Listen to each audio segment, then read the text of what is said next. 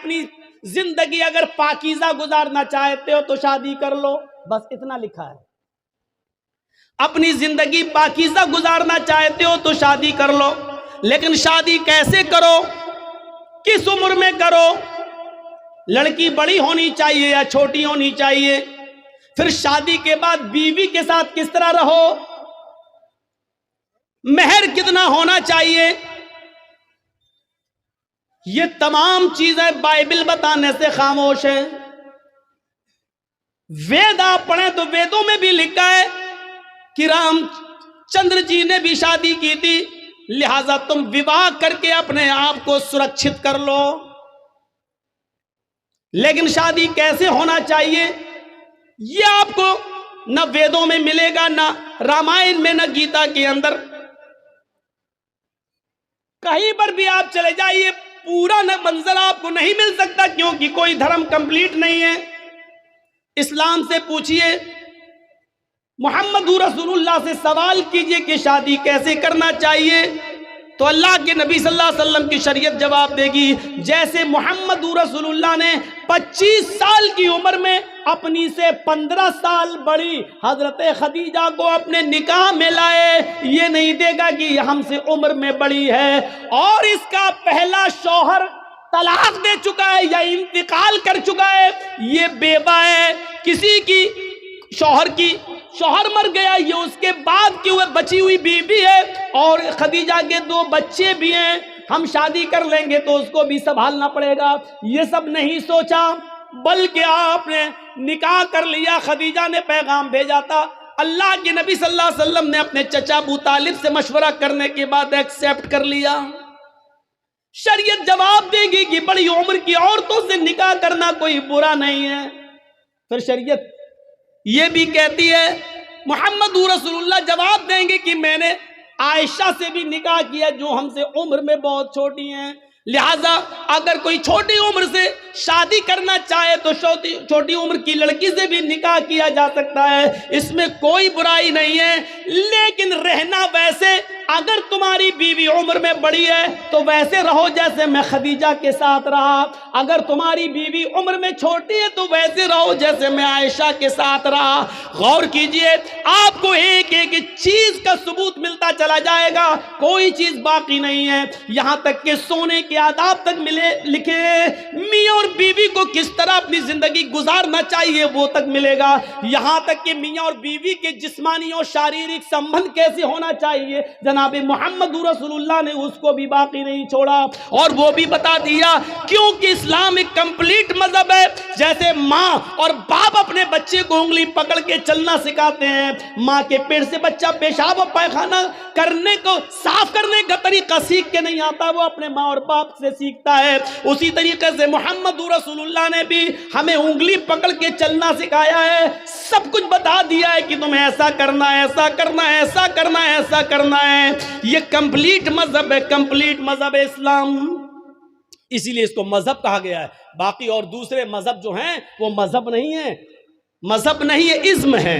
ہندو ازم ہے، عیسائی ازم ہے، جین ازم ہے. ازم کا مطلب ہوتا ہے جس میں باؤنڈری نہ ہو، اور مذہب کا مطلب ہوتا ہے جس میں باؤنڈیشن ہو، جس میں باؤنڈیشن ہو. کوئی جانور حلال ہے کھا سکتے ہو، لیکن ہر جانور نہیں کھا سکتے ہو. چائے پی سکتے ہو، دودھ پی سکتے ہو، لیکن ہر پینے والی چیز نہیں پی سکتے ہو. شراب نہیں. اچھا مولانا شراب تو چھوڑو، بیڑی سگریٹ وہ بھی نہیں. ایک باؤنڈیشن ہے. مولانا اس پہ بول دیجئے، اس پہ بول دیں گے تو پھر کون بلائے گا، کیونکہ سارا معاملہ تو اسی پہ ٹکا ہوا ہے پورے اورنگ آباد کا. اب ٹکا ہے تو کوئی کیا کرے، لیکن اس کی وجہ سے کوئی حق بات بولنا چھوڑ دے، پھر فرق کیا رہ جائے گا، پھر بات کیا رہ جائے گی. میرے پیارے ساتھیوں، حق بات اگر آپ کے اور ہمارے خلاف جائے تو جانا چاہیے. مولانا کو باؤنڈیشن نہیں کرنا چاہیے، نہیں اس پہ نہیں بول سکتے، اس پہ بول سکتے، اس پہ نہیں. ہمیں اپنے آپ کو سدھارنا چاہیے. اسلام کو اپنی مرضی کے مطابق ہمیں اور آپ کو نہیں ڈھالنا ہے، بلکہ اسلام کے منشا کے مطابق ہمیں اور آپ کو چلنا چاہیے. یہ ہونا چاہیے اسلام، یہ ہونا چاہیے اسلام. تو میرے بھائیوں، یہ مکمل ایک مذہب اسلام، کمپلیٹ ایک مذہب اسلام. اس کے اندر اٹھنا، بیٹھنا، لیٹنا، سونا، جاگنا، کھانا، پینا، شادی بیاہ، ہر چیز کا طریقہ آپ کو اس کے اندر ملے گا. شادی کا طریقہ کیا ہے؟ ہمارے یہاں کیا ہوتا ہے؟ لڑکے کی بارات جا رہی ہے، بارات 300 آدمی جا رہے ہیں صاحب، گاڑیاں 100 150 200 آدمی جا رہے ہیں. سنیے گا منشا کیا اسلام کا. جا رہے ہیں، بارات میں جا رہے ہیں. حاجی صاحب کے بیٹے کی بارات ہے. حاجی صاحب سمجھ رہے ہیں نا؟ سعودی عرب گئے تھے حج کر کے، بہت سی ٹوپی ووپی لا کے سب کو بانٹا تھا انہوں نے. سعودیہ سے رومال بھی لائے تھے، ڈلا ہے لال رنگ کا رومال. حاجی صاحب نے شادی کے دن اوڑھا ہے، بیٹے کی شادی ہے، داڑھی پہ ہاتھ پھیر رہے ہیں، منہ میں پان چل رہا ہے. جرجیت صاحب پوچھ رہے ہیں حاجی جی آج تو ماشاءاللہ جوان لگ رہے ہو، کیا بات ہے؟ چہرے پہ بڑی رونق ہے. بیٹے کی بارات جا رہی، میرے بیٹے کی بارات جا رہی. اچھا بارات کیا ہوتی ہے معلوم ہے؟ بارات، یہ بارات کا تصور کہاں سے آیا؟ 100 150 200 سال پہلے جب ہمارے ہندو بھائیوں میں جب وہ اپنے لڑکے کی بارات کسی دوسرے شہر میں لے جاتے تھے تو ڈر ہوتا تھا کہ کہیں لوٹ نہ جائے قافلہ، کہیں یہ لوگ اکیلے اگر لڑکا لڑکی شادی کر کے آئیں گے تو کہیں لوٹ نہ لیے جائیں، سونا چاندی زیورات لٹ جائیں. تو ایسا نہیں ہوتا تھا. پھر وہ لوگ 100-50 آدمی کو لے کے نکلتے تھے گھوڑوں پر، جو بھی چیز ملتی تھی اس پہ جاتے تھے دوسرے شہر، اور وہاں سے لڑکی کی ودا کرا کے اپنے ساتھ لاتے تھے تاکہ لوٹے نہ جائیں اور قافلے والے سامان نہ لوٹ لیں.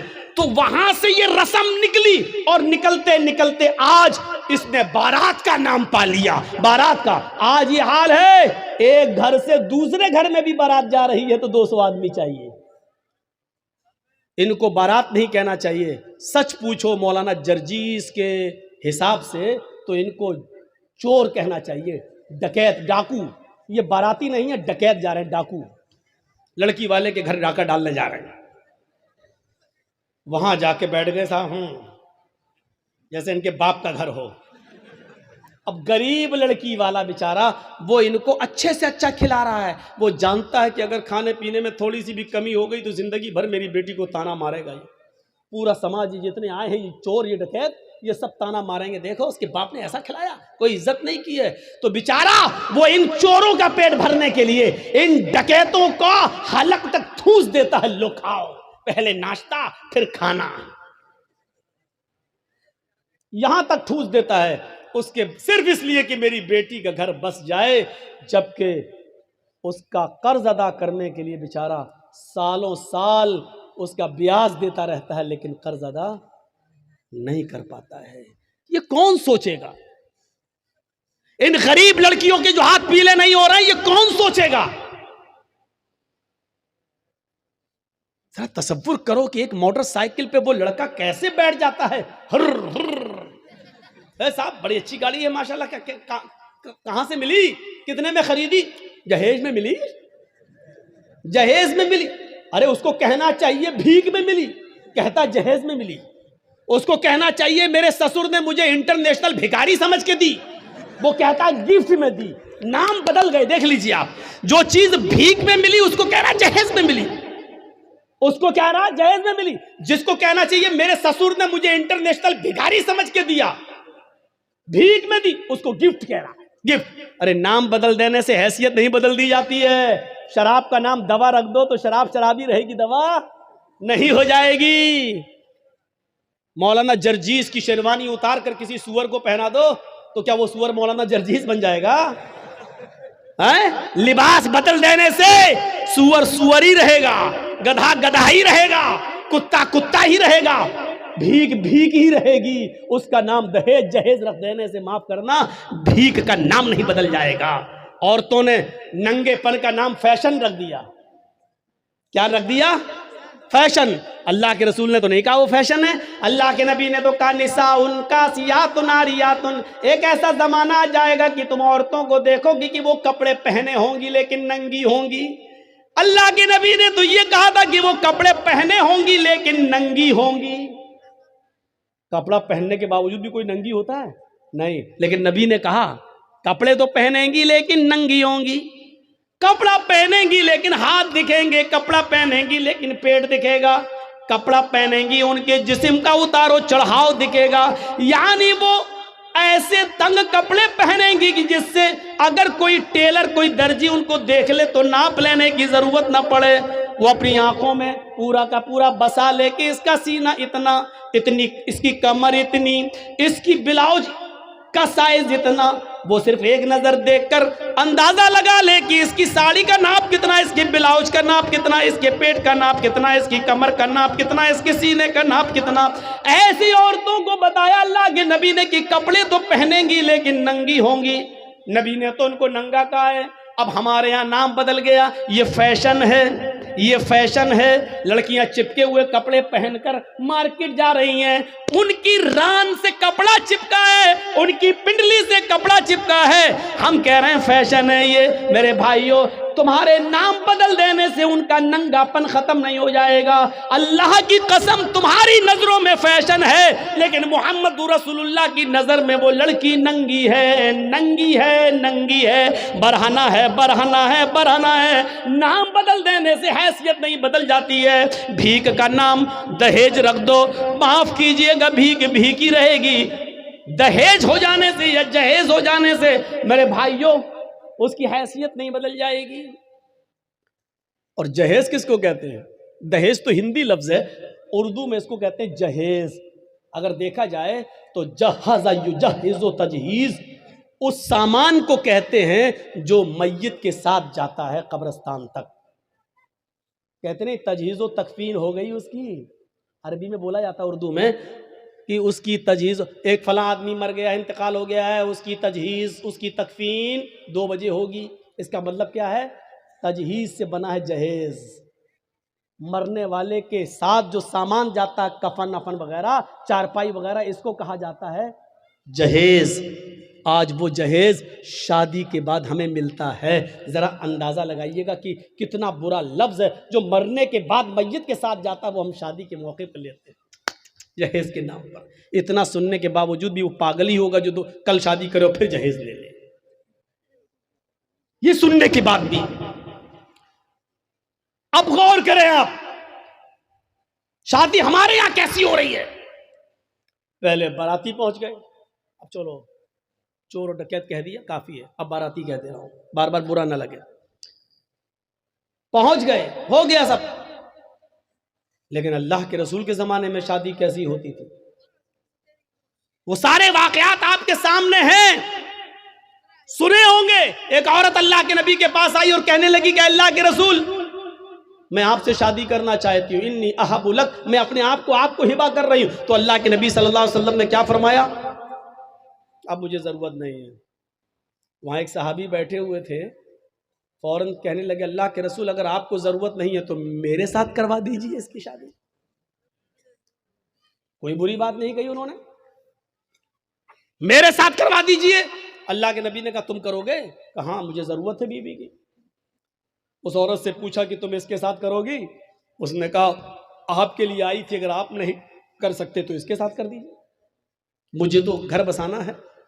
تو اللہ کے رسول نے اس آدمی سے، اس صحابی سے پوچھا کیا دو گے اس کو مہر میں؟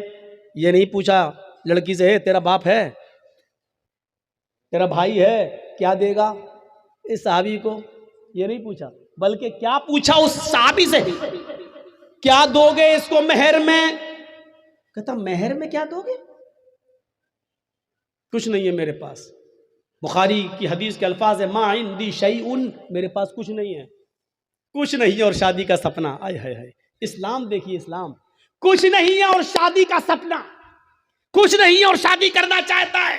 اللہ کے نبی نے فرمایا نہ ایسا مت کہو، کچھ نہیں ہے، گھر جاؤ شاید کچھ سامان مل جائے، لے کر آؤ، وہی اس کو مہر دے دیں گے۔ ہاں ٹھیک ہے میں جا رہا ہوں۔ گھر گیا، اپنی ماں سے، باپ سے، بھائی سے، بہن سے، سب سے پوچھ ڈالا کچھ ہے؟ پتہ چلا کچھ نہیں ہے۔ آیا کہ اللہ کے رسول گھر میں کوئی چیز نہیں ملی۔ آپ نے کہا دیکھو تم شادی کرنے جا رہے ہو، بیوی کو کچھ تو مہر دینا پڑے گا نا۔ پتہ چلا مہر نقد ہونا چاہیے، کچھ تو ملے گا۔ کہنے کچھ نہیں ملا۔ اللہ کے نبی نے کہا دوبارہ جاؤ، کہا جب کچھ ہے ہی نہیں تو پھر دوبارہ جا کے کیا 50 بار بھی جاؤں گا تو کچھ نہیں ملے گا؟ کہا دوبارہ جاؤ، التمس خاتم من الحدید، لوہے کی انگوٹھی مل جائے تو وہی لے آؤ، سونے کی نہیں، چاندی کی نہیں، لوہے کی انگوٹھی جو آج 5-5, 6-6, 10-10 روپے میں ہمیں سڑکوں پر مل جائے گی، اگر لوہے کی انگوٹھی ہی مل جائے تو وہی لے آؤ، وہی دے دو اپنی بیوی کو، ہونے والی بیوی کو۔ وہ کہتا لوہے کی انگوٹھی، چلو جاتا ہوں پوچھتا ہوں، معمولی چیزیں ہوگی گھر میں رکھی ہوگی۔ وہ دوبارہ گھر گیا، وہ صحابی تھوڑی دیر کے بعد گھر سے واپس آتے اور کہتے ما وجدت خاتما من الحدید، اے اللہ کے رسول گھر میں بہت کچھ ڈھونڈا، بہت تلاش کیا، لیکن مجھے لوہے کی انگوٹھی بھی نہیں ملی۔ مایوس ہو گئے۔ اللہ کے رسول بھی بیٹھے کہ اس کے پاس لوہے کی انگوٹھی بھی نہیں ہے، اب یہ کیسے کیا ہوگا؟ اب وہ جانے لگا۔ اللہ کے نبی نے کہا کہاں جا رہے ہو؟ کیا کروں گا بیٹھ کے، جب نکاح ہی نہیں ہو سکتا ہے، لوہے کی انگوٹھی بھی نہیں ہے، کچھ نہیں ہے گھر میں، جا رہا ہوں کھیتی باڑی کروں گا، کچھ محنت کروں گا، مزدوری کروں گا، ماں بوڑھی ہے اس کی ذمہ داری ہے میرے اوپر، باپ بوڑھے ہیں ان کو کھلاتا ہوں پلاتا ہوں، جا رہا ہوں کام دھندا کروں گا کچھ۔ اللہ کے نبی نے کہا ادھر آؤ، بیٹھایا اپنے پاس، پوچھا تمہارے پاس کچھ نہیں ہے؟ کہا کہہ تو دیا نہیں ہے۔ لوہے کی انگوٹھی بھی نہیں ہے؟ کہا نہیں ہے۔ کہا اچھا سوچو، ایک بار اور سوچو، کچھ ہے؟ دماغ داؤ، ہاں ہے۔ کہا کیا ہے؟ عندی ازار، ایک لنگی ہے، تہبند ہے، ایک تہبند ہے، لاؤ لاؤ لاؤ لاؤ، اس کو دے دو، چلو وہی دے دو۔ کیا کہتا ہے معلوم ہے؟ وہی دے دو۔ جب وہ دے دوں گا تو میں کیا پہنوں گا؟ جب سوتا ہوں تو وہی تو پہنتا ہوں گھر پہ، جب اس کو دے دوں گا تو میرے پاس کیا رہے گا؟ تو اللہ کے نبی نے کہا پھر کیوں کہہ رہے ہو کہ کچھ ہے؟ کہا آپ نے پوچھا تو میں نے کہہ دیا وہی ہے، اس کو میں پہن کے سوتا ہوں، تو پھر اس کو وہ بھی نہیں دے سکتے ہو؟ تو اس نے کہا پورا نہیں دے سکتا ہوں، 2 ٹکڑے کر دیتا ہوں، آدھا دے دوں گا اس کو۔ اب اللہ کے رسول کی مسکراہٹ نکل گئی، ہنسی آ گئی۔ آدھا دو گے بیچاری، آدھا کا کیا کرے گی وہ؟ آدھا کس کام کا؟ اور جب پھاڑ دو گے تو آدھا تم کیا کرو گے؟ تمہارے کس کام کا؟ کسی کام کا ہو یا نہ ہو، کم سے کم کھیت میں بچھا تو لیں گے، بیٹھ تو جائیں گے، باندھنے کے لائق نہیں رہے گا تو کیا ہوا، کم سے کم زمین پر بچھا کے بیٹھ تو سکتے ہیں۔ پورا نہیں دے سکتا ہوں میں، دوں گا تو آدھا۔ اللہ کے نبی نے کہا آدھا نہ اس کے کوئی کام کا، نہ آدھا تیرے کوئی کام کا۔ نہیں یہ تو نہیں لوں گا۔ اچھا یہ بتاؤ قرآن کتنا یاد ہے؟ اوہ نوجوانوں سنو، ویڈیو بنانے والوں سنو، اپنے اپنے کیمروں میں قید کرنے والوں سنو، سننا اور پوری تقریر مت سننا، بس وہی سنتے رہنا کہ سب سے بڑا سخت عذاب اس کو ہوگا جو دنیا میں تصویریں، پوری تقریر مت سننا، بس یہی سنتے رہنا، یہ جملے تمہیں تھپڑ مارتے رہیں گے، جب تک دوسرے سال ہمیں بلا نہیں لو تب تک وہی حدیث تمہیں تھپڑ مارتی رہے گی کہ ہم کیا کیا کرتے ہیں، کتنے بڑے بڑے گناہ کرتے ہیں۔ سنو، کہا قرآن تمہیں کتنا یاد ہے؟ سونا نہیں، چاندی نہیں، کپڑا نہیں، دولت نہیں، یہاں تک کہ بیوی کو دینے کے لیے لوہے کی انگوٹھی بھی نہیں، اتنا غریب گھر کا صحابی، لیکن جب اس سے پوچھا کہ تمہیں قرآن کتنا یاد ہے، سر اٹھاتا ہے، کہتا ہے اللہ کے رسول مجھے سورہ ملک یاد ہے، مجھے سورہ حشر یاد ہے، مجھے سورہ جمعہ یاد ہے، مجھے سورہ منافقون یاد ہے، مجھے سورہ نبا یاد ہے، مجھے سورہ قیامہ یاد ہے۔ اللہ کے نبی نے فرمایا کیا تمہیں اتنی صورتیں یاد ہیں؟ کہا ہاں۔ آپ نے کہا کیا تم مجھے منہ زبانی بغیر دیکھے سنا سکتے ہو؟ اس نے کہا۔ آپ نے کہا اتنی صورتیں تمہیں یاد ہیں؟ اس نے کہا ہاں۔ کہا پھر یہ کیوں کہتے ہو کہ میرے پاس کچھ نہیں ہے؟ تمہیں اتنی صورتیں یاد ہیں، کیا تم ان صورتوں کو اپنی بیوی کو یاد کرا دو گے، اس عورت کو یاد کرا دو گے جس کے ساتھ میں تمہارا نکاح کرنا چاہتا ہوں؟ اس نے کہا ہاں میں کرا دوں گا۔ اس عورت سے پوچھا اگر تیرے شوہر کے تیرے نکاح کے مہر میں اگر قرآن کی ان صورتوں کو میں مہر بنا دوں اور انہی صورتوں کو تو اپنا مہر مان لے تو کیا تو اس سے نکاح قبول کر لے گی؟ کیا ان قرآن کی صورتوں کو اپنا مہر مان لے گی؟ کہنے لگی روتے ہوئے اے اللہ کے نبی، جس عورت کی شادی میں، جس عورت کے نکاح میں قرآن کی صورتیں مہر بن جائیں، اس سے زیادہ بابرکت نکاح کس کا ہو سکتا ہے؟ اس سے زیادہ پاکیزہ نکاح کس کا ہو سکتا ہے؟ ہے. پھر اللہ کے نبی نے ان صورتوں کو ہی مہر بنا دیا اور اس کے بعد نکاح پڑھا دیا. اس عورت کا نہ کوئی باپ تھا، نہ چچا تھا، نہ بھائی تھا، اس لیے خود اللہ کے رسول قاضی کی حیثیت سے اس کے ولی بن گئے، سرپرست بن گئے، اور آپ نے اس کا نکاح کر کے اسی دن بھیج دیا. نہ بارات کا پتہ تھا، نہ ابڑنے کا پتہ تھا، نہ ہلدی کا پتہ تھا، نہ مہندی کا پتہ تھا، نہ لڑکیاں لڑکے کو دیکھنے آئیں ہیں، نہ لڑکی والے دیکھنے آئے. وہیں پر نکاح ہوا اور سب کچھ ہو گیا سارا.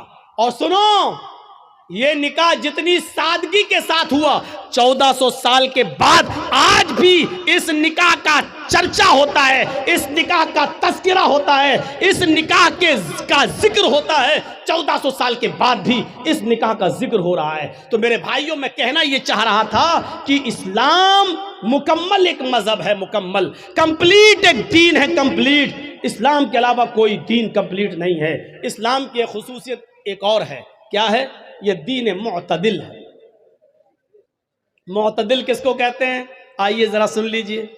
دین معتدل، اعتدال، جس کے اندر میاں نہ روی ہو، جس کے اندر نہ بہت زیادتی ہو نہ بہت کمی ہو. اعتدال یہ صرف اسلام کی خصوصیت ہے. کیا ہوا؟ کچھ ہوا ہے؟ بارش ہو رہا ہے تو تھوڑا دیر بیٹھیے، جب تیز ہوگی تو سب سے پہلے تو ہم ہی بھاگیں گے. جب تک ہم بیٹھیں تب تک آپ بیٹھے رہیے. سنیے، اچھا پنڈال ہے، واٹر پروف پنڈال ہے، آپ لوگ ڈریے نہیں. صحابہ کرام نے اسلام کے لیے اپنی جانیں لٹا دیں. آپ تھوڑی سی بارش برداشت نہیں کر سکتے ہیں؟ بیٹھیے. آج آپ کے ایمان کا امتحان لینا ہے. آج آپ کے ایمان کا امتحان لینا ہے.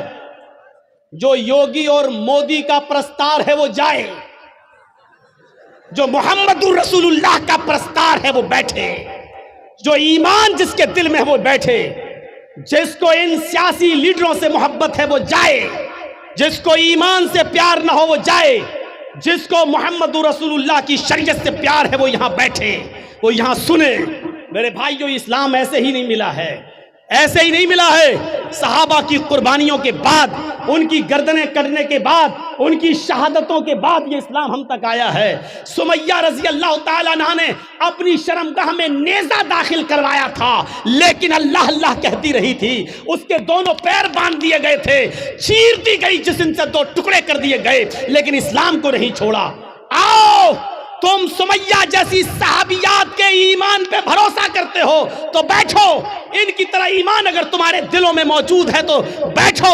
اور دیکھتا ہوں کہ کون ہے جو بارش کے چند قطروں سے ڈر کے بھاگتا ہے، اور کون ہے جو اپنے ایمان کی مضبوطی کا ثبوت پیش کرتا ہے. میرے پیارے ساتھیوں، آپ کو بیٹھنا ہوگا، اور جس کو جانا ہو جائے. جس کے جیب میں نوٹوں کی گڈی ہو اور بارش کے قطروں سے اس کے بھیگ جانے کا ڈر ہو وہ جائے یہاں سے. مولوی جرجیز کو ایسے جوانوں کی ضرورت نہیں ہے، ایسے جوانوں کی ضرورت نہیں ہے. جرجیز کا راہ بڑا مشکل ہے، جرجیز کا راستہ بڑا کٹھن ہے. ہمارے راستے پر وہ چلے جو کانٹوں پہ چلنا جانتا ہو، ہمارے راستوں پہ وہ چلے جو آگ کے انگاروں پر جس کو ڈر ہو کہ ہمارے پیروں میں پھلک پڑ جائیں گے وہ جائے. اور جس کو امید ہے کہ ہم آگ کے انگاروں پہ چل جائیں گے قرآن و حدیث کی آواز سن کر، جس کو ایمان کے لیے آگ کے انگاروں پہ چلنا گوارا ہو وہ یہاں بیٹھے. اب دیکھتا ہوں کہ کس کے ایمان میں کتنی طاقت ہے اور کس کا ایمان کتنا کمزور ہے. میں نے دونوں چیزیں بتا دی ہیں آپ کے سامنے. اسلام ایک دین معتدل ہے، میاں نہ روی، برابری، اس کے اندر نہ زیادتی ہے نہ کمی ہے. سنیے، اسلام کی پہلی بنیاد 5 چیزوں پر جو رکھی گئی ہے، اس کی پہلی بنیاد کیا ہے؟ کلمہ طیبہ، لا الہ الا اللہ محمد رسول اللہ. یہ کلمہ پڑھنا ضروری ہے، لیکن کسی کو زبردستی پڑھوا کر اس کو مسلمان کرنا اسلام کے اندر حرام ہے. اس کے بعد اسلام کی دوسری بنیاد آتی ہے نماز. نماز فرض ہے، بہت ضروری ہے، لیکن اپنا کام دھندا چھوڑ کے 24 گھنٹے سجدوں پہ سجدے ٹھونکے رہنا، یہ اسلام نے اس کو جائز قرار نہیں دیا ہے.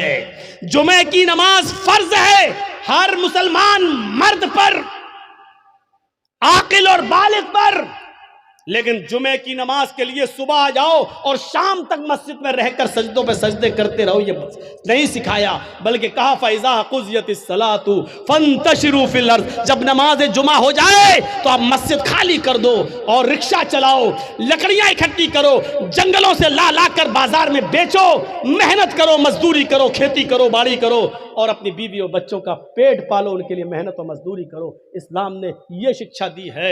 نماز فرض ہے لیکن 24 گھنٹے سجدہ کرنا اسلام کے اندر جائز نہیں ہے۔ زکوٰۃ غریبوں کی بہت بڑی ہمدردی ہے، آپ کے پاس ایک لمٹ ہے، ہندو دھرم میں بھی زکوٰۃ ہے لیکن لمٹ نہیں ہے، یہ اسلام لمٹ متعین کرتا ہے، کتنا سونا ہونا چاہیے تب کتنی زکوٰۃ ہوگی، چاندی کتنی ہونی چاہیے تب اس پر زکوٰۃ ہوگی، سونا اور چاندی نہیں ہے لیکن پیسہ ہے، کتنا پیسہ ہوگی اس پہ زکوٰۃ ہوگی، آپ کے پاس مچھلیوں کی تالاب ہے تو کتنی مچھلیاں ہونی چاہیے جس پر آپ کے پاس زکوٰۃ ہوگی، آپ کے پاس بکریاں کتنی ہیں کہ جس پر کیا آپ کے اوپر زکوٰۃ فرض ہے، آپ کھیتی باڑی کرتے ہیں کتنا دھان ہونا چاہیے کہ آپ کے اوپر زکوٰۃ ہے، کتنا گیہوں ہونا چاہیے کہ اس پر آپ زکوٰۃ دیں گے، بارش کے پانی سے کھیتی پیدا ہوئی ہے تو اس پر کتنی زکوٰۃ ہے، بارش نہیں ہوئی ہے آپ نے پیسہ دے دے کر پانی خرید کر کھیتوں میں دیا ہے تو اس کے پانی سے جو پیداوار ہوئی اس پر کتنی زکوٰۃ ہے۔ اسلام نے ایک ایک چیز کو کمپلیٹ کر دیا اور بتا دیا ہے۔ موقع نہیں ہے کہ ان ساری چیزوں کو آپ کے سامنے رکھا جائے، آپ کے سامنے رکھا جائے۔ آپ اپنے جس مکان میں رہتے ہیں اس پہ زکوٰۃ ہے یا نہیں، ایک مکان کے علاوہ 2-3 پلاٹ آپ نے اور خرید رکھے ہیں اس پر زکوٰۃ ہے یا نہیں، اگر وہ مکان پلاٹ آپ کے ہیں تو اس پر زکوٰۃ ہے یا نہیں، اگر اس کو بیچنے کے لیے رکھے ہیں آپ، اس کو بیچیں گے، بزنس کر رہے ہیں، اس کو بیچ کر پھر دوسرا خریدیں گے تو بیچنے کی نیت سے جو آپ نے زمین اور پلاٹ خریدے ہیں تو اس پر زکوٰۃ ہے یا نہیں، ہے تو کتنی ہے، آپ کپڑے کا کاروبار کرتے ہیں اس پہ زکوٰۃ ہے یا نہیں، جس دکان میں بیٹھتے ہیں اس پہ زکوٰۃ ہے یا نہیں، دکان پہ جو مال رکھا ہے اس پہ زکوٰۃ ہے یا نہیں، یہ تمام چیزیں اسلام نے بتا دی ہیں۔ اس لیے کہتے ہیں کہ اسلام ایک مکمل مذہب ہے جو کسی دوسرے دھرم کے اندر آپ کو نہیں ملے گا۔ اتنا لکھا غریبوں کو دو، کتنا دو، کچھ نہیں، کروڑوں والا 1 روپیہ دے کے بھی نکل جا، ہو گیا۔ لیکن اسلام میں اگر 1 لاکھ روپیہ تمہارے پاس ہے تو 2500 دینا پڑے گا، 2500، اگر 2400 دو گے اور 100 روک لیا تب بھی آپ گناہگار ہیں، یاد رکھیے گا۔ 1 لاکھ ہے، 2500 آپ پر زکوٰۃ بن رہی ہے، اگر آپ نے 2499 روپے دے دیے اور 1 روپیہ روک لیا تو آپ گناہگار ہیں۔ اسلامی حکومت ہوگی تو آپ سے جنگ کی جائے گی، آپ سے قتال کیا جائے گا، آپ سے لڑا جائے گا۔ اگر آپ 1 روپیہ دینے سے منع کریں گے تو آپ کے خلاف جہاد کیا جائے گا۔ میرے بھائیوں سوچو، یہ اسلامی رولز ہیں، یہ بڑے بیٹھے بڑے بڑے چودھری اور سرمایہ دار، بڑی بڑی بلڈنگوں کے مالک، آج جن کے پاس کروڑوں کی ملکیتیں ہیں، حساب لو تم زکوٰۃ دیتے ہو یا نہیں دیتے ہو اپنے مال کی پوری پوری۔ اسلامی حکومت ہوتی تو زبردستی لے لیا جاتا، نہیں ہے۔ وہ کہے گا بے آج تو مولویوں کو سب سے زیادہ سننا پڑتی ہے، آگے صبح صبح میرے پاس لینے بیٹھو، 10 بجے اٹھیں گے، صاحب سو رہے ہیں۔ اللہ کا شکر ادا کرو کہ ان مولویوں نے تمہارے لیے بہت آسانی پیدا کر دی، ورنہ ذمہ داری تمہاری تھی مدرسوں میں پیسہ پہنچانے کی، یہ تمہارے گھر آ کر تمہیں عذاب الہی سے بچا رہے ہیں، تمہارے گھر آ کر، اور تم ان مولویوں کے بارے میں کہتے ہو کہ جاؤ صبح آنا، جاؤ 10 بجے آنا، بھی ہم سو رہے ہیں۔ یہ زمین کہیں پھٹ نہ جائے، اور اے امیر آدمی، اے چودھری، کہیں تو اس زمین کے اندر دھس نہ جائے، دھس نہ جائے۔ مولویوں کی 2 سال کرونا رہا، کبھی آپ نے سوچا علماء کا کیا ہوا بیچاروں کا؟ جو مدرسے بند ہوئے ان کا بارے میں سوچا کبھی آپ؟ ایک مولانا صاحب مسجد میں دعا کر رہے ہیں، وہ ویڈیو بڑا وائرل ہو رہا ہے، 26 سال تک انہوں نے کسی مسجد میں امامت کی، 26 سال کے بعد ان کی تنخواہ کتنی ہوئی؟ 12,000۔ 12,000۔ اب وہ مسجد میں جمعہ پڑھانے کے بعد، جمعہ ختم کرنے سے پہلے دعا کر رہے ہیں، اللہ 26 سال میں نے اس مسجد میں جمعہ پڑھایا ہے، اس مسجد میں نماز پڑھائی ہے، آج میری تنخواہ 12,000 ہے، جتنی میری تنخواہ ہے اتنی تنخواہ، اتنا ہی کاروبار، اتنی ہی دولت کا مالک مسجد کے سیکریٹری کو بنا دے، مدرسے کے سیکریٹری کو بنا دے، مسجد کے متولی کو بنا دے۔ سب چپ۔ اس نے کہا آمین بولو، آمین بولو، کوئی آمین ہی نہیں بول رہا۔ کہا کیوں، کیا ہوا؟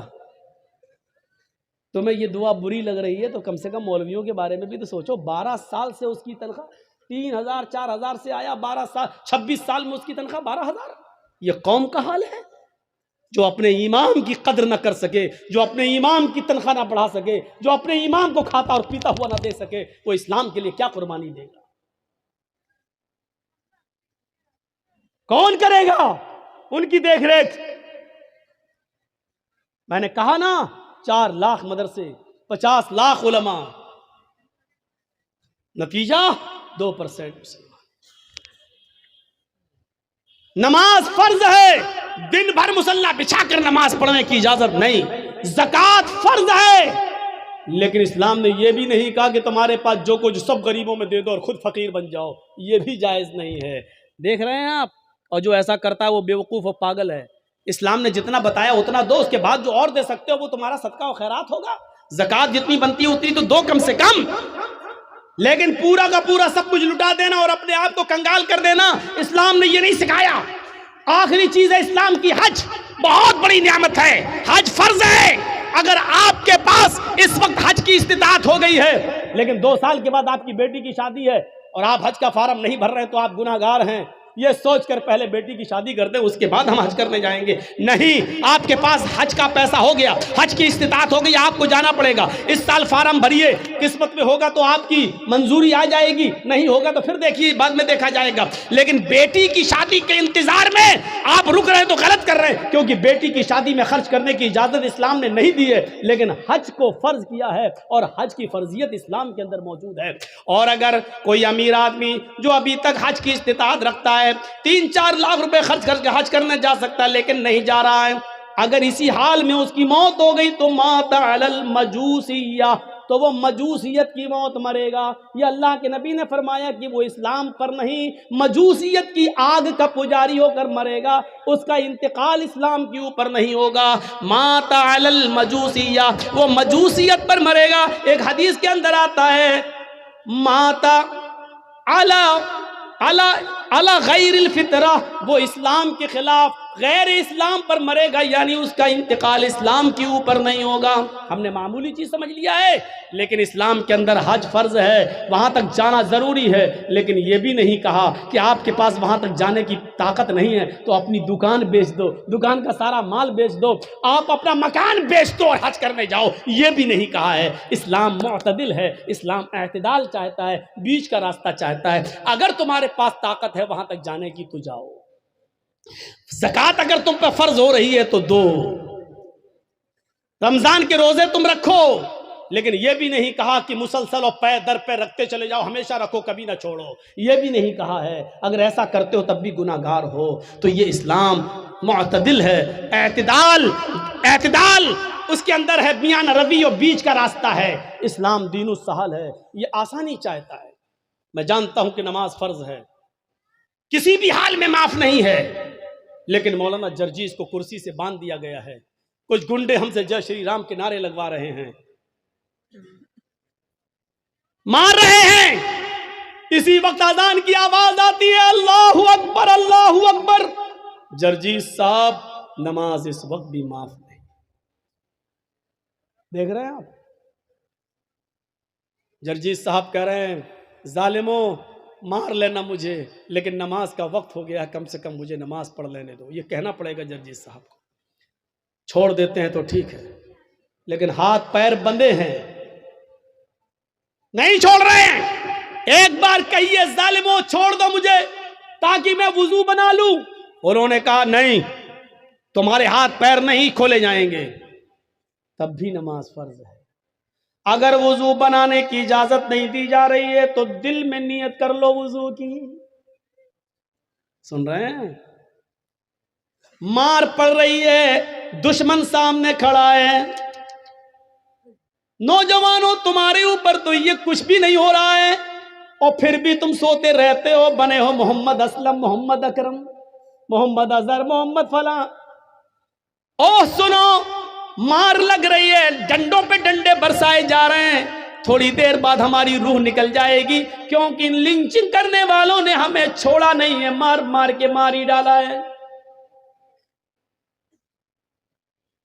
ان کو نشہ ہے کسی طاقت کا، ان کو نشہ ہے کسی کے پاور میں ہونے کا، ان کو معلوم ہے کہ ہم کچھ بھی کر لیں، ہماری کتنی ویڈیو بن جائے، ہمارے اوپر جس کا ہاتھ ہے وہ کچھ نہیں ہوگا، نہ پولیس ہماری FIR کرے گی، اور کرے گی بھی تو سرکار ہمارے مقدمے واپس لے لے گی۔ ان کو معلوم ہے یہ سب کچھ، اس نشے نے ان کو مجبور کر دیا، لیکن نماز اس حال میں بھی پڑھنا پڑے گی۔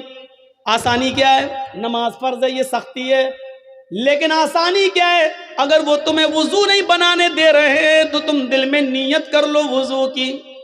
اگر وہ تمہیں کھول نہیں رہے، قبلے کی طرف تمہارا چہرہ نہیں کرنے دے رہے ہیں، تو دل میں نیت کر لو، اگر میرا چہرہ کھلا ہوتا تو میں قبلے کی طرف کر لیتا۔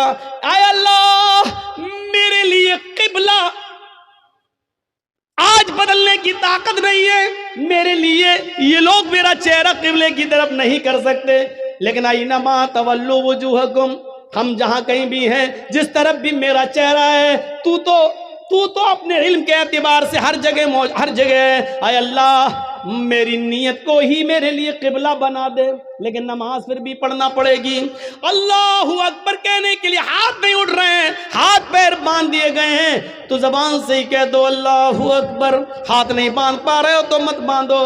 اب اگر تمہیں ہاتھ باندھ کر دعائیں نہیں پڑھنے کا موقع مل رہا ہے تو ایسے ہی پڑھتے رہو زبان سے، الحمدللہ رب العالمین الرحمن الرحیم مالک یوم الدین۔ نماز اس حال میں بھی تمہیں پڑھنا پڑے گی۔ آسانی یہ ہے کہ جس کنڈیشن میں ہو اسی کنڈیشن میں پڑھ لو، لیکن معاف نہیں ہے۔ سہولت بھی دیکھو، وضو کے لیے وضو نہیں بنانے دیا جا رہا ہے تو دل میں نیت کر لو، ہو گیا۔ یہ ہے آسانی۔ اسلام دین السہل ہے، اتنی آسانی دنیا کی کسی مذہب کے اندر نہیں ہے۔ سفر میں رمضان کا روزہ نہیں رکھ سکتے ہو، سفر میں ہے، جا رہے ہو، چھوڑ دو، کوئی مذائقہ نہیں۔ وَإِن كُنتُمْ فِي سَفَرٍ، اگر تم سفر میں ہو تو تم اس روزے کو چھوڑ دو، جب سفر پورا ہو جائے بعد میں جتنے روزے تمہارے چھوٹے ہیں وہ رمضان کے بعد انہیں پورے کر لو۔ میرے بھائی، یہ قرآن اس بات کی اجازت دیتا ہے، شریعت اس بات کی اجازت دیتی ہے۔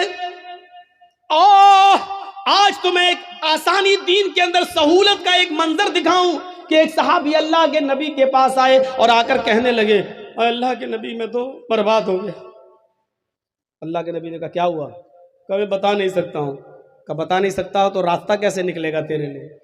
کہا اللہ کے نبی شرم آتی ہے، کیسے بتاؤں؟ کہا ان اللہ لا یستحی من الحق، اللہ تعالیٰ حق بات سے نہیں شرماتا۔ اس نے کہا اللہ کے رسول، روزے کی حالت میں بیوی سے ہم بستری کر لیں۔ رمضان کا روزہ تھا، فرض روزہ میں رکھا ہوا تھا، اور روزے کی حالت میں بیوی سے ہم بستری کر لیں۔ اللہ کے نبی نے کہا اوف، تو چلیے ہو گئی غلطی، کوئی بات نہیں، کفارہ ادا کر دو۔ کفارہ مطلب پراشچت، کفارہ ادا کر دو، اس کا دنڈ ہے، اسلام نے بتایا ہے، وہ پورا کر لو۔ کہنے لگا نہیں معلوم کیا ہے؟ اللہ کے نبی نے کہا ایک غلام آزاد کر دو۔ ایک غلام، اس زمانے میں آدمی عورتیں بیچے جاتے تھے، خریدے جاتے تھے، اللہ کے نبی نے کہا ایک غلام آزاد کر دو۔ کہتا غلام؟ کہاں؟ کہ اللہ کے رسول مجھے تو خود دوسرے کی زندگی ہو گئی، غلامی کرتے کرتے دوسرے کی غلامی کرتے کرتے پوری زندگی ہو گئی ہماری، میں کیسے غلام خرید کے آزاد کر دوں؟ نہیں کر پاؤں گا۔ اللہ کے نبی صلی اللہ علیہ وسلم نے فرمایا اچھا تو غلام آزاد نہیں کر سکتا؟ کہ نہیں، تو دوسرا آپشن بھی ہے۔ کہ کیا ہے؟ کہ تم 60 روزے رکھو، شہرین متتابعین، مسلسل، کنٹینیو، ریگولر۔ کتنے روزے رکھو؟ 60۔ اس نے کہا 60؟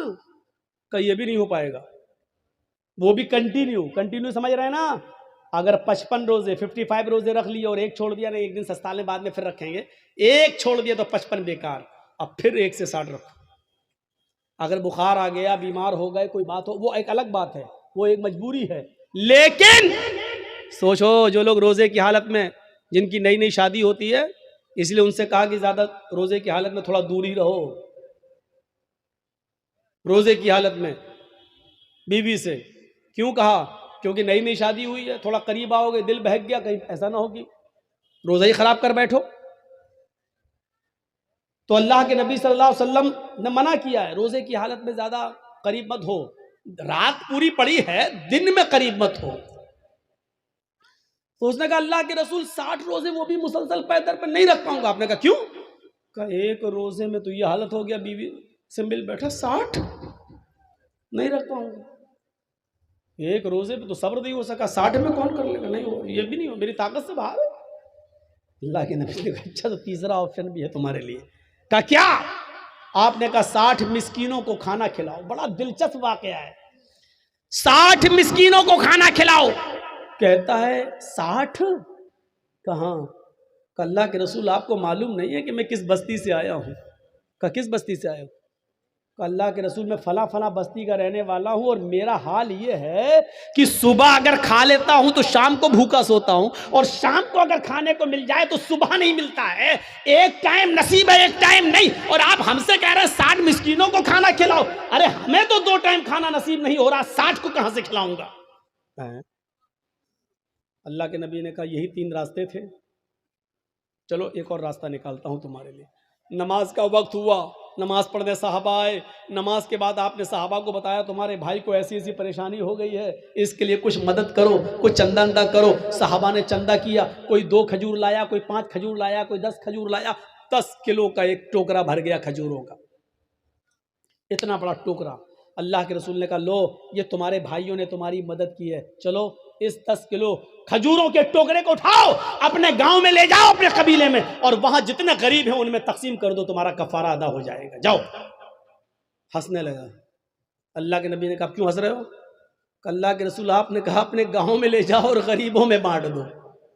کہاں؟ کہا اللہ کی قسم مجھ سے زیادہ غریب میرے پورے گاؤں میں کوئی ہے ہی نہیں. کیا بولا؟ اللہ کی قسم, اللہ سے, اللہ کی قسم پورے گاؤں میں مجھ سے زیادہ غریب میرے پورے گاؤں میں کوئی نہیں ہے. یہ سن کر اللہ کے نبی بھی ہنس دیے, صحابہ بھی ہنس پڑے. اللہ کے نبی نے کہا اچھا جاؤ تم ہی کھا لو اور اپنے بچوں کو کھلا دو, جاؤ کفارہ ادا ہو جائے گا. گناہ بھی کر بیٹھا, وہ جس کو کہتے ہیں ہم بستری بیوی سے ہم بستری بھی کر بیٹھا, بڑا گناہ کر بیٹھا. غلام آزاد کرنے کی بھی طاقت نہیں رہی, 60 روزے بھی نہیں رکھ سکتا, مسکینوں کو کھانا بھی نہیں کھلا سکتا. اب لوگوں سے چندہ بھی ہوا تو چندے کو بھی بانٹنا نہیں چاہ رہا. یار اللہ کے رسول کس کو تھا؟ غریبوں میں بانٹنے کا حکم ہے نا, غریبوں میں کیسے بانٹوں؟ مجھ سے زیادہ تو کوئی غریب ہے ہی نہیں میرے پورے گاؤں میں. تو اللہ کے رسول نے کہا جب تجھ سے زیادہ کوئی نہیں ہے تو یہ تیرے ہی لیے جائز ہو گیا, تیرے بچوں کے لیے جائز ہو گیا, جا کھا لے اور تیرا گناہ بھی معاف, تیرا وہ کفارہ بھی ادا ہو جائے گا. ذرا تصور کرو کہ اس سے زیادہ سہولت اور اس سے زیادہ آسانی ہمیں اور آپ کو کہاں ملے گی. یہ اسلام ہے, اسلام, یہ دین و سہل ہے, دین و سہل. اس لیے میرے بھائیوں اس پر عمل کریے. اور ایک چیز میں آج آپ کو ضرور بتانا چاہتا ہوں, اس سے آپ کو عبرت ملے گی. نماز اسلام کا ستون ہے. نوجوانوں یاد رکھیے گا, آپ کو جانا ہے جائیے, لیکن اس واقعے کو سن کر ضرور جائیے گا جو میں سنانے جا رہا ہوں. اللہ تبارک و تعالیٰ نے نماز کے سلسلے میں کیا فرمایا یہ سن لیجئے گا. وَمَنْ أَعْرَضَ عَنْ ذِكْرِي فَإِنَّ لَهُ مَعِيشَةً ضَنْكَ. جو اللہ کے ذکر سے اعراض کرے گا, جو اللہ کے ذکر سے اعراض کرے گا, جو میرے ذکر سے اعراض کرے گا, ہم اس کی روزی کو تنگ کر دیں گے. 1.5 گھنٹہ ہو گیا آپ کا مائک سیٹ نہیں ہوا, کیمرہ, تعجب ہے یار, اتنی دیر میں تو لڑکی سیٹ ہو جاتی ہے, آپ نہیں کر پا رہے. اب ہم کو کیا معلوم, ہم تھوڑی بناتے ہیں, آپ لوگ بنا رہے ہیں, لیکن اٹھنا بیٹھنا اچھا نہیں لگتا نا, میں نے پہلے کہا. اب سنیے, وَمَنْ أَعْرَضَ عَنْ ذِكْرِي, اللہ نے کیا کہا, جو میرے 2-3 چیزیں آپ کو ملیں گی, پوائنٹ نوٹ کریے گا. یہ آیت بہت بار سنی ہوگی مولویوں سے, لیکن آج مجھ سے سنیے, 2 چیزیں بتائی ہیں. وَمَنْ أَعْرَضَ عَنْ ذِكْرِي فَإِنَّ لَهُ مَعِيشَةً ضَنْكَ. جو میرے ذکر سے اعراض کرے گا. ابھی اعراض بتاتا ہوں کس کو کہتے ہیں, اب بتانا پڑے گا. اعراض بنگال کا ماحول, اعراض, مولانا صاحب اعراض. وَمَنْ أَعْرَضَ عَنْ ذِكْرِي فَإِنَّ لَهُ مَعِيشَةً ضَنْكَ. جو میرے ذکر سے روگردانی کرے گا, منہ پھیرے گا, ہم اس کی روزی کو تنگ کر دیں گے. اللہ نے یہ نہیں کہا روزی بند کر دیں گے, 2 چیزیں ہیں. اللہ نے کیا کہا, روزی تنگ کر دیں گے. یہ نہیں کہا روزی بند کر دیں گے. روزی تو ملے گی لیکن تنگ کر دیں گے. تنگ کا مطلب ٹائٹ. اب ٹائٹ کی بھی قسم کیا ہے, آتا تو بہت ہے پیسہ ہمارے پاس، ایک دن میں ہمارے پاس 50-50 60-60 80-80 ہزار روپے آ رہا ہے، لیکن شام ہونے سے پہلے پہلے سب ختم ہو جائے گا، رک نہیں رہا ہے۔ یہ ہے تنگ، آتا ہے چلا جاتا ہے، آتا ہے سب بچ ہی نہیں رہا ہے۔ مولانا ہاں کیا بات، برکت نہیں ہو رہی پیسے میں، کوئی دعا دے دو۔ ارے یار وہ مولوی تجھے کیا دعا دے گا بیچارہ، وہ خود 10,000 روپے مہینے میں پڑھا رہا ہے، اس کی روزی میں خود برکت نہیں ہو رہی ہے، وہ خود 8,000 روپے مہینے میں پڑھا، وہ تو تجھے تعریف دے گا، وہ تجھے کوئی راستہ بتائے گا؟ تو غلط جگہ پہ جا رہا ہے۔ وہ دل کی تسلی کے لیے کچھ لکھ کے دے دے، تو لٹکا لے، وہ الگ بات ہے، لیکن اللہ کی قسم مولوی کے پاس رزق میں برکت کی کوئی دعا نہیں ہے۔ ہم تو کرے ٹوٹ جاتا تو اچھا ہوتا۔ مولوی کے پاس کوئی دعا نہیں ہے، اللہ نے صاف کہہ دیا اگر روزی میں برکت چاہتے ہو تو یہ طریقہ اپناؤ۔ وَمَنْ أَعْرَضَ عَنْ ذِكْرِي فَإِنَّ لَهُ مَعِيشَةً ضَنْكَ، جو میرے ذکر سے اعراض کرے گا، یہاں ذکر سے مراد نماز ہے، ذکر سے مراد نماز ہے۔ دیکھیے اللہ نے قرآن میں دوسری جگہ کہا فَإِذَا نُودِيَ لِلصَّلَاةِ مِنْ يَوْمِ الْجُمْعَةِ فَاسْعَوْا إِلَىٰ ذِكْرِ اللَّهِ یا ایھا الذین آمنوا اذا نودی للصلاۃ، اے ایمان والو جب تمہیں جمعے کی نماز کے لیے بلایا جائے، اذا نودی للصلاۃ، جب تمہیں نماز جمعہ کے لیے آواز دی جائے، یعنی اذان ہو، فاسعوا الی ذکر اللہ، تو تم دوڑ پڑو کہاں؟ اللہ کے ذکر کی طرف، یعنی نماز کے لیے۔ ذکر سے مراد کیا ہے؟ نماز۔ یہاں ذکر اللہ نے کس کو کہا؟ نماز کو۔ یہاں اللہ نے کیا کہا؟ وَمَنْ أَعْرَضَ عَنْ ذِكْرِي، جو میرے ذکر سے منہ موڑے گا، فَإِنَّ لَهُ مَعِيشَةً ضَنْكَ، ہم اس کی روزی تنگ کر دیں گے۔ میرے ذکر سے مراد نماز، یعنی نماز کے وقت جو منہ موڑے گا ہم اس کی روزی تنگ کر دیں گے۔ آپ نماز پڑھنا شروع کر دیجئے، روزی کے دروازے کھل جائیں گے، روزی کے دروازے کھل جائیں گے۔ اب اعراض کسے کہتے ہیں وہ بھی سن لیجئے، منہ موڑنا کسے کہتے ہیں؟ مثال دوں،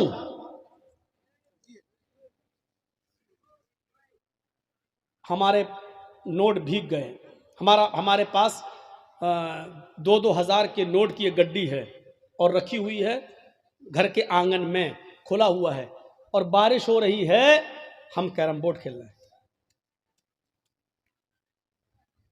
لوگوں نے کہا رہے بارش ہو گئی ہے، وہ دیکھو وہ دیکھو وہ دیکھو، نوٹ بھیگ رہے ہیں۔ اس کو کہا جائے گا نوٹوں سے اعراض کرنا۔ نہیں سمجھے؟ ایک اور مثال سمجھاتا ہوں۔ بچہ رو رہا ہے، بھوکا ہے، بچہ رو رہا ہے، بھوکا ہے، اس کو ماں کے دودھ کی ضرورت ہے، اور اس بچے کی ماں ٹی وی کا سیریل دیکھ رہی ہے، کون؟ وہ کیا، ساس بھی کبھی بہو تھی، ٹی وی کا سیریل دیکھ رہی ہے، بچہ رو رہا ہے اور ماں ٹی وی کے سیریل میں لگی ہوئی ہے۔ نہیں نہیں، بچے کو اٹھاؤں گا، دودھ پلاؤں گی تو یہ سمجھ نہیں پاؤں گی، یہ بچہ رو رہا ہے، ماں دیکھنے میں لگی ہے۔ اس کو کہتے ہیں بچے سے اعراض کرنا، یعنی ماں کو ٹی وی کے سیریل کی فکر زیادہ ہے، بچے کی فکر زیادہ نہیں ہے۔ حالانکہ بچے کو پھینک نہیں رہی ہے، بچے کو بھگا نہیں رہی ہے، بچے کو گھر سے مار بھی نہیں، ہٹ چپ چپ پہلے دیکھنے دے، چپ چپ، مار بھی نہیں رہی، لیکن رولے دے رہی ہے، پرواہ نہیں کر رہی ہے، ٹی وی دیکھنے میں لگی ہے۔ اس کو کیا کہا جائے گا؟ اس نے بچے سے منہ پھیر لیا، اس نے بچے سے اعراض کر لیا۔ سمجھ گئے نا؟ مثلا گھر میں آگ لگ گئی ہے، ہم کرکٹ کھیل رہے ہیں، کسی نے بتایا تمہارے گھر میں آگ لگ گئی ہے، فوراً کرکٹ چھوڑ کے ہمیں گھر جانا چاہیے، جتنا بچ گیا اس کو بچانا چاہیے، جتنا جل گیا اس کے بنانے کی فکر ہونی چاہیے کہ نہیں ہم اس کو بنائیں، اس کی فکر نہیں کر رہا ہے۔ جو کچھ بچ سکتا ہے پانی وانی ڈال کے اس کو بچانا چاہیے، لیکن نہیں بچا رہا ہے، کرکٹ کھیلنے میں لگا ہے۔ اس کا مطلب کیا ہے؟ اس نے اپنے گھر سے اعراض کر لیا۔ اب سمجھ گئے ہوں گے آپ کہ نماز سے اعراض کا مطلب کیا ہے۔ نماز سے اعراض کا مطلب یہ ہے، یہاں ہم کیرم بورڈ کھیل رہے ہیں اور وہاں مؤذن کہہ رہا اللہ اکبر اللہ اکبر، ہم اللہ اکبر کی آواز سن کر بھی کیرم بورڈ کھیلنے میں لگے ہیں۔ اس کا مطلب یہ ہے کہ ہم نے نماز سے اعراض کر لیا ہے، ہم نماز کا انکار نہیں کر رہے ہیں، لیکن نماز کے وقت ہم نماز پڑھنے نہیں جا رہے ہیں، یہ ہے نماز سے اعراض۔ یہاں میچ ہو رہا ہے، انڈیا پاکستان کا میچ آ رہا ہے، یہاں اذان کی آواز آتی ہے حی علی الصلاۃ، آؤ نماز کے لیے. ہم سوچ رہے ہیں یار 5 اوور باقی رہ گیا ہے, ہم یہ دیکھ لیں. اگر یہ نہیں دیکھیں گے, اگر نماز پڑھنے جاتے ہیں تو میچ کا لطف نہیں لے پائیں گے. کون ہارا کون جیتا یہ تو پتہ چل جائے گا, لیکن میچ کا ایک ایک بال کا جو مزہ لینا ہے اور ایک ایک بیٹ شاٹ کا جو مزہ لینا وہ دیکھ کر ہی ملے گا. ہمیں معلوم ہے 5 اوور بہ گئے ہیں, لیکن 5 اوور کے دیکھنے کے چکر میں ہماری جماعت چلی جائے گی. ایسے موقع پر جماعت کو نظر انداز کر دینا اور میچ کو دیکھتے رہنا, یہ ہے نماز سے اعراض, یہ ہے نماز سے اعراض. جو نماز سے اعراض کرے گا ہم اس کی روزی کو تنگ کر دیں گے. جن لوگوں کی روزی تنگ ہے, یعنی پیسہ تو بہت آتا ہے لیکن رکتا نہیں ہے, دنیا کا کوئی بھی ملا اور کٹھ ملا تمہیں کوئی تعویذ نہیں دے سکتا ہے. اگر تمہیں اپنا علاج کرنا ہے تو نماز سے اعراض بند کرو. اذان کی آواز سنتے ہی فوراً مسجد کی طرف جاؤ اور نماز کی ادائیگی کرو. اللہ سے کے ذکر سے اعراض کا بھیانک انجام کیا ہوتا ہے, اس انجام کی طرف میں تمہیں لانا چاہتا ہوں. آپ نے نام سنا ہوگا, اتر پردیش میں ایک ضلع ہے جس کا نام ہے غازی آباد. بائی روڈ جب آپ غازی آباد سے دلی جائیں گے, بائی ٹرین کی بات نہیں کر رہا ہوں میں, بائی روڈ جب آپ غازی آباد سے دلی جائیں گے تو غازی آباد اور دلی کے بیچ میں ایک قصبہ پڑتا ہے جس کا نام ہے لونی, جس کا نام ہے لونی. مسلمانوں کی اکثریت یہاں رہتی ہے, مسلمان زیادہ اس بستی میں رہتے ہیں اور سب اللہ کا شکر ہے زیادہ تر دولت مند, پیسے والے اور بڑی بڑی کوٹھیوں کے مالک. سن 1995 کی بات میں بتا رہا ہوں, 1995 کی. سنیے اللہ کے ذکر سے اعراض کا نتیجہ کیا ہوتا ہے. اللہ کا ذکر سے, نماز سے کہ وقت جو نماز نہیں پڑھتا ہے تو اس سے منہ موڑنے کا نتیجہ کیا ہوتا ہے, ذرا سنیے گا آپ. سن 1995 کے اندر, 1995 کے اندر اس گاؤں کے اندر 2 سگے بھائیوں کی شادی ہونے والی تھی. 2 سگے بھائیوں کی بارات لونی سے ہٹ کر ایک دوسرے گاؤں میں جانا تھی اور لڑکیاں دونوں اسی گاؤں کی تھیں. ایک ساتھ بارات جانا تھی, ایک لڑکے کی بارات اس لڑکی کی یہاں, دوسرے لڑکے کی بارات دوسری لڑکی کی یہاں جانا تھی. گاؤں ایک ہی تھا اور بارات دونوں کی ایک ساتھ جانا تھی. صرف نکاح سے 1 دن پہلے ان 2 امیر باپ کے بیٹوں نے, ان دونوں بیٹوں نے سوچا کیوں نہ ہم اپنے یار اور دوستوں کو بلا کر آج کی رات کو رنگین کر لیں اور ڈانس کروا لیں, ناچ کروائیں, گانے سے ہم اپنی محفل کو سجائیں. تو ان لوگوں نے دلی جا کر, دونوں بھائیوں نے دلی جا کر دلی سے کچھ طوائفوں کو پیسہ دیا اور پیسہ دے کر ان کو رات بھر گانے کے لیے اور ناچنے کے لیے وہاں سے بک کر لیا اور ان کو لے آئے. ان دونوں بھائیوں کی گاڑی آگے آگے چل رہی ہے اور طوائفوں کی گاڑی پیچھے پیچھے چل رہی ہے. لونی آ جاتی ہے, عشاء کی نماز ہو چکی ہے, محفل سج گئی ہے, یار دوست بھی آ گئے ہیں, پورے گھر کے اندر دوست بھرے پڑے ہیں. دلی سے جو طوائفیں آئی تھی انہوں نے اپنا کارکرم شروع کر دیا.